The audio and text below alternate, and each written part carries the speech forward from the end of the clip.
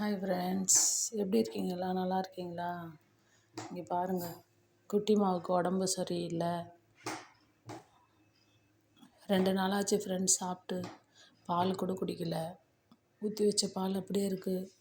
முட்டை சாதம் வச்சோம், அதுவும் சாப்பிடவே இல்லை. பச்சை தண்ணி மட்டும்தான் ஃப்ரெண்ட்ஸ் குடிக்குது.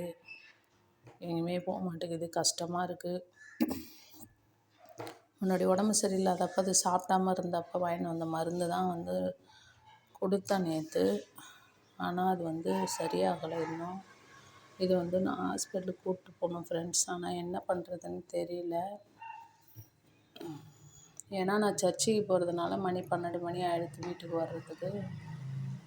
இன்னும் ஒரு வாரத்துக்கு கொஞ்சம் இருக்கும் ஃப்ரெண்ட்ஸ். அடுத்த மாதம் 2ஆந்தேதி வரைக்கும் தான் சர்ச்சுக்கு போவோம். 3ஆந்தேதி ஈஸ்டர் ஃப்ரெண்ட்ஸ். அதுக்கப்புறம் கொஞ்சம் ஃப்ரீயாகிடுவேன். என்ன பண்ணுறதுன்னு தெரியல, எப்படி ஹாஸ்பிட்டலுக்கு கூப்பிட்டு போகிறதுன்னு தெரியல. சோர்வாக இருக்கான், எதுவுமே சாப்பிட மாட்றான், தூக்கினாலும் தூக்கிறதில்ல, எப்படி படுத்துன்னு இருக்கான். என்ன பண்ணுறதுன்னு தெரியல ஃப்ரெண்ட்ஸ். ரொம்ப கஷ்டமாக இருக்குது. வீட்டில் பசங்களுக்கு உடம்பு சரியில்லைன்னா கூட எனக்கு அவ்வளோ இதாக இருக்காது.